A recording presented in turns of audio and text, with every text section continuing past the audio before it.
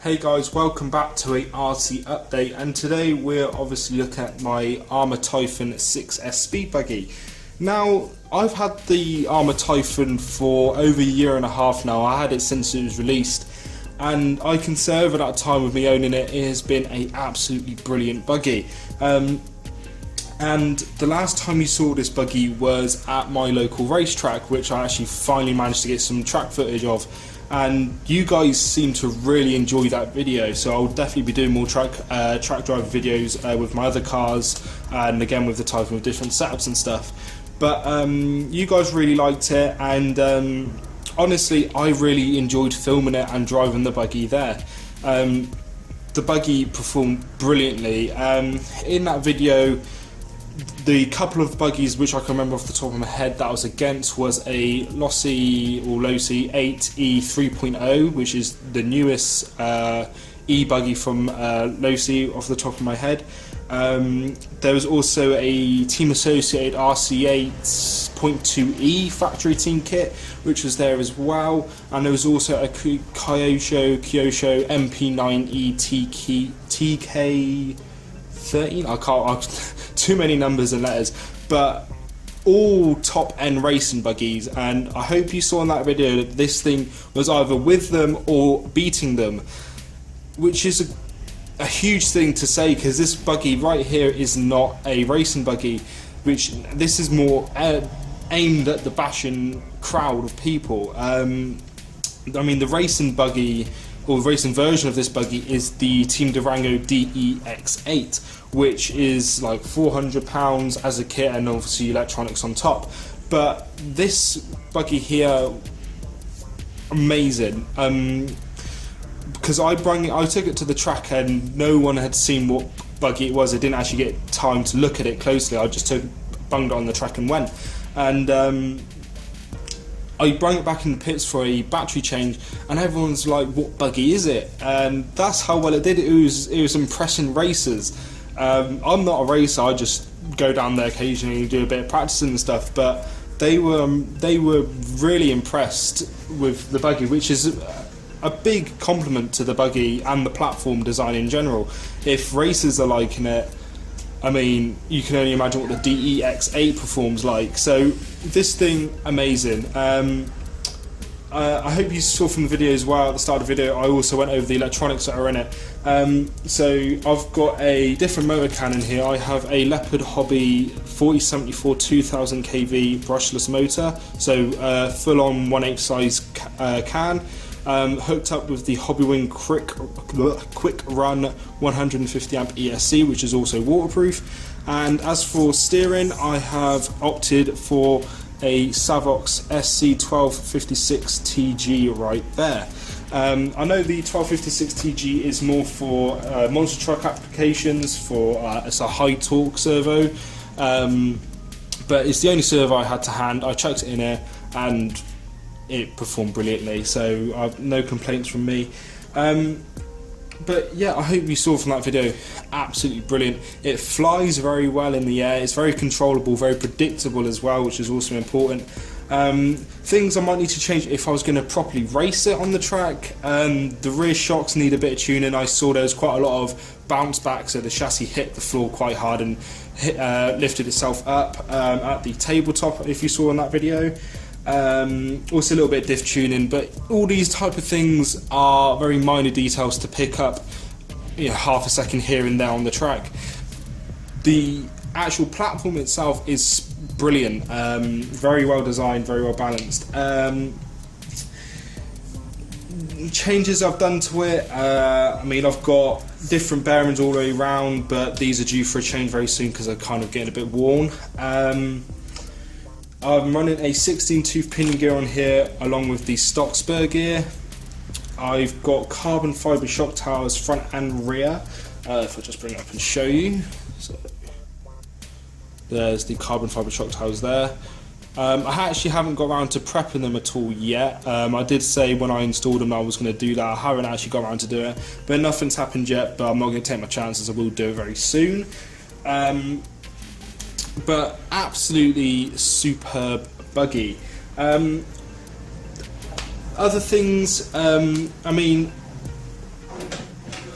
once I just grab a prop, this here is the original chassis that came on my Typhon over a year and a half ago. As you can see, it's very well beaten and stuff. And there's the underside, so there you can definitely see it was well used and abused. But the reason I actually changed the chassis in the end is because I was actually doing speed runs, not ones I was doing on camera, just for fun with mates and stuff. And for some reason my radio gear glitched a little bit. I don't know what it was, but like 0.1 of a second, something really minute like that, and the car just careered straight into a wall. And RC cars, high speed, brick walls, not a good combination. And what happened was my chassis actually bent very slightly. I don't know if you can be able to see it on camera at all, but it did bend. So you can see the kick up there, and it's also bent this way as well.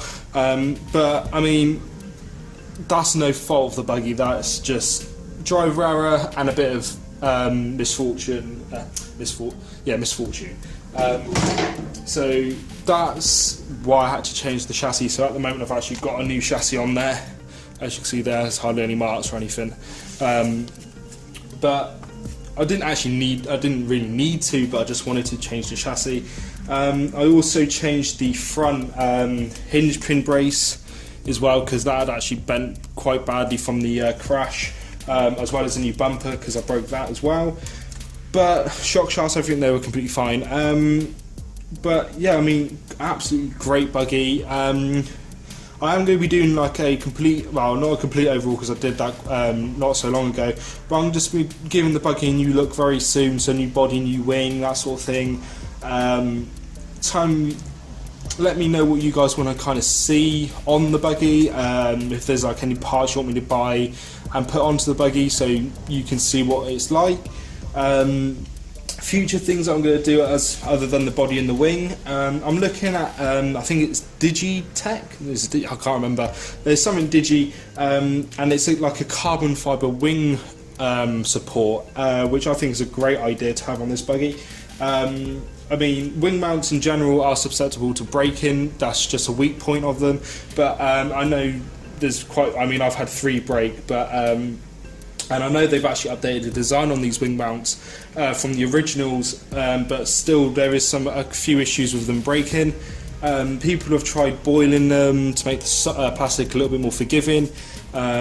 People have fabricated their own braces as well, but the Digi, whatever they are, I'm not even going to pronounce it, the carbon fibre wing supports I'm probably going to pick up as a good little addition here for extra support.